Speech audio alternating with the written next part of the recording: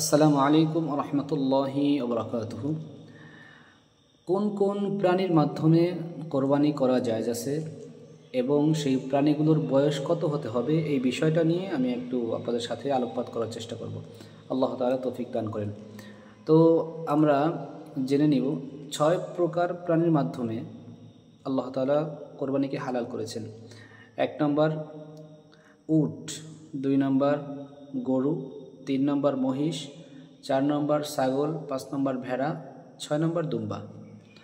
এই 6টি প্রাণীর বয়স কত হতে হবে?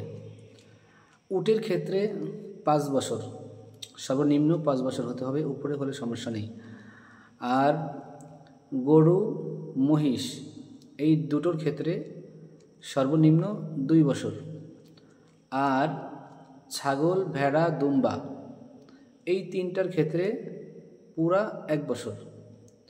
হ্যাঁ, যদি কোনো বকরি, যে কথার কথা 7 মাস বা 8 মাস হয়েছে, কিন্তু এটা ফোকাহে কেরাম এরকম একটা মাসালা বলেছেন যে 1 বছরের যেই ছাগলগুলো আছে এর ভিতরে যদি এই 6 মাস বা 7-8 মাসের একটা ছাগলকে ছেড়ে দেওয়া হয়, তো দেখা যায় যে ওই 1 বছরটা যতটুকু বড় হয়েছে এইটা ওইরকম বড় হয়ে গেছে।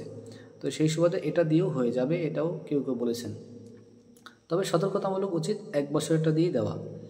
তো এই 6 প্রকার প্রাণীর পশু দিয়ে কোরবানি জায়েজ আছে এবং এগুলোর বয়সটাও আমরা শুনলাম। বাকি এই প্রাণীগুলো হতে হবে নিজস্ব মানুষের যেই আওতাধীন, যেখানে মানুষে কী বলে লালন পালন করে। বন্য প্রাণী হলে হবে না। অনেক সময় কিন্তু এই বন্য যে গরু পাওয়া যায় বা মহিষও বন্য থাকতে পারে, যেগুলো কোনো মানুষের দানা পানি খায়, যে মানুষের কি বলে গরু ঘরে থেকে গোয়ালে থেকে লালন পালন হয় না, এরকম প্রাণী দিয়ে কিন্তু হবে না। প্রত্যেকটা প্রাণীর ক্ষেত্রেই শর্ত হচ্ছে কি, যে নিজস্ব ফার্মে বা নিজস্ব ঘরের ভিতরে তারা লালন পালন করেছে এরকম গরুর মাধ্যমে বা এরকম প্রাণীর মাধ্যমে, এই 6টার ভিতরে এগুলো দিয়ে তারা কোরবানি করবে, তাহলে ইনশাল্লাহ কোরবানি হয়ে যাবে। আল্লাহ তাআলা আমাদের সকলকে এইভাবে সুন্দর একটা প্রাণী দিয়ে আল্লাহ তাআলা কোরবানি করার তৌফিক আমাদের সকলকে আল্লাহ তাআলা দান করেন।